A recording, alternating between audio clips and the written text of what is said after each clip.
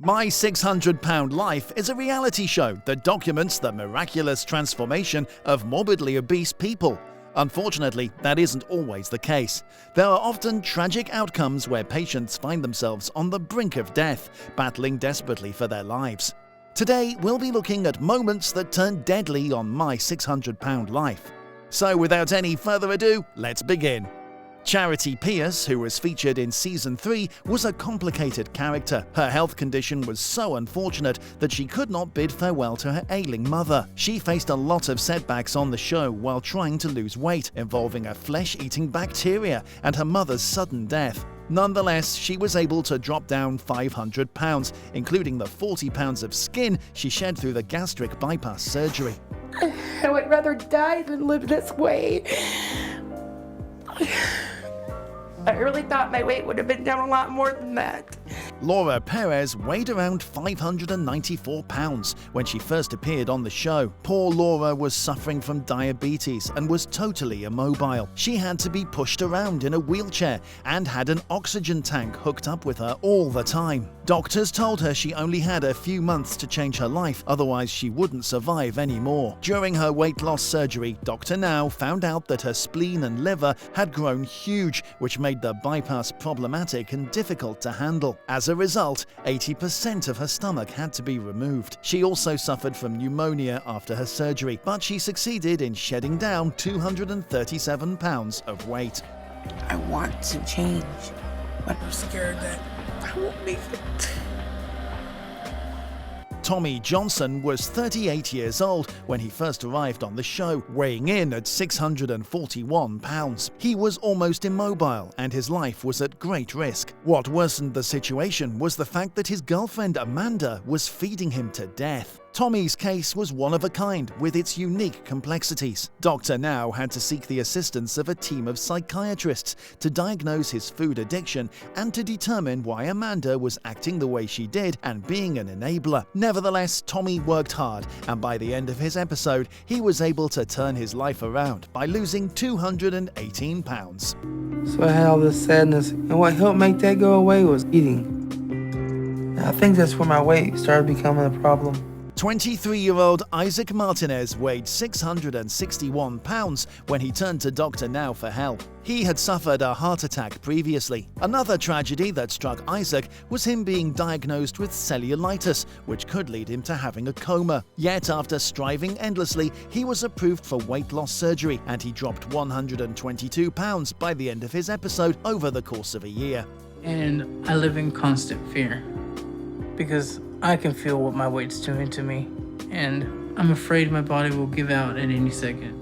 Erica Wall, who appeared in Season 5, weighed 661 pounds. She could not pay her dying mother a visit due to her regressing health. She lost over 190 pounds before getting approval for her surgery. Although her surgery wasn't free from complications, as her previous stomach stapling made the bariatric surgery so problematic that the doctors had to put in additional efforts to make the surgery successful. However, luck isn't everyone's companion, and there have been patients on My 600-Pound Life who could not defeat death. Let's have a look at some of those lethal and grievous times that would make you tear up. The series has unfortunately witnessed the deaths of 12 patients so far since 2012, with the most recent one occurring just days ago. The first death the audience saw was of Henry Foota. The Season 1 star passed away on 16th of May 2013 at the age of 55. Foota had managed to lose 440 pounds after exerting efforts for 7 years. Alas, less than a year after his episode was aired, he passed away. The cause of his death was not stated, but it was unrelated to his obesity. The Season 4 star Sean Millican first appeared on the show in 2016. He had moved to Houston with his mother Renee to embark on his weight loss journey. He weighed in at a bulky 900 pounds initially and was completely bedridden. He successfully dropped down some 400 pounds, but Renee passed away in 2017, as a result of which Sean's life went in a downward spiral. He passed away on February the 17th, 2019 due to cardiac arrest caused by an infection from his weight loss surgery. His father confirmed his death via Facebook post. Sean died at the age of 29. James King, star of Season 5, earned the recognition of being one of the most controversial characters on the show that the audience witnessed so far because of his refusal to give up on his self-sabotaging and selfish methods. King recounted a gloomy life, scarred by his mother's absence for most of his life, and then her death struck him the same day his family lost everything in a house fire. Weighing in at 791 pounds, he was totally bedbound when he first showed up. He failed to lose any weight while being on the show. King met his fate on 3rd of April 2020. He was previously hospitalized for health issues related to his kidney. King died at the age of 49 as a result of multiple organ failure due to obesity. James L.B. Bonner, who was featured in the 6th season of the show, committed suicide on 2nd of August 2018. James had led a wretched life. His body was found in a ditch near his house by a police officer. He died due to a self-inflicted gunshot to his head. Before his death, he shared a Facebook post in which he thanked his friends and family for their constant support. He was 30 at the time of his death. His family brought suit against the production company, alleging negligence and its failure to cover the medical costs. The Season 6 star Lisa Fleming passed away on the 23rd of August 2018 at the age of 50. She had lost about 200 pounds since she joined the program, but she succumbed to several illnesses she was suffering from prior to joining the TLC show. According to Lisa's daughter, her body had just given up. Robert Buchel, starring in the 6th season, suffered a fatal heart attack and died on November 15, 2017 at the age of 41. He was staying at a skilled nursing facility in Houston at the time. His death was the first one to be featured during the patient's respective episode on the show.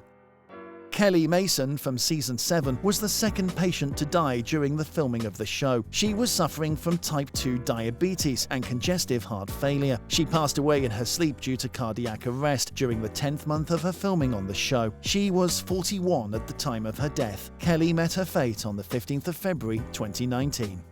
Kalisa McMillan was featured in Season 8 of the show. She survived a heart attack before the airing of a March 2020 episode. Grief-stricken by the death of her fiancé who died in a car crash, she was going through a lot and was hemorrhaging. After 2 weeks of treatment under the intensive care unit for acute kidney failure and complications due to her weight loss surgery, she passed away on September 22nd, 2020. Kalisa died at 41 years of age.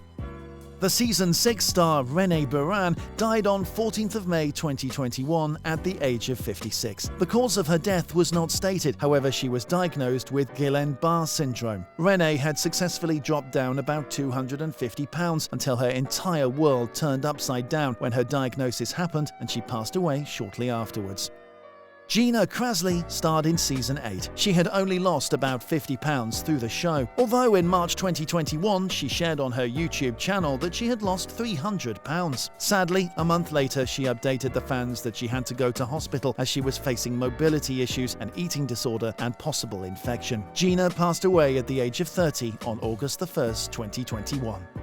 Featured in Season 1, Ashley Randall had managed to lose 400 pounds of weight but regained a lot of weight over the next 3 years as she spiraled down after the death of her father. Ashley died on 2nd of October 2021 at 40 years of age. Her body had become septic. As per her family, she was fighting a horrible infection, which in turn brought about other health problems, including pneumonia. The latest death recorded on My 600 Pound Life is of plaintiff Destinee Lashaee. She was the first trans woman to be featured on the show. Starring in Season 7 of the show, Destinee needed to lose weight in order for to be approved for her transition. She passed away on 9th of February 2022 due to reasons unstated yet. Her last social media post reflected on her depression and possible suicidal thoughts. She was 30 at the time of her death. Destinee had sued the show, claiming it did not provide her the mental health treatment she was promised. Her death was confirmed by her brother through a Facebook post. Could these mishaps and deaths be avoided in some way? Do you think the doctors and the show's production company are handling the patients with sufficient care and adequate efficiency? Let us know what you think.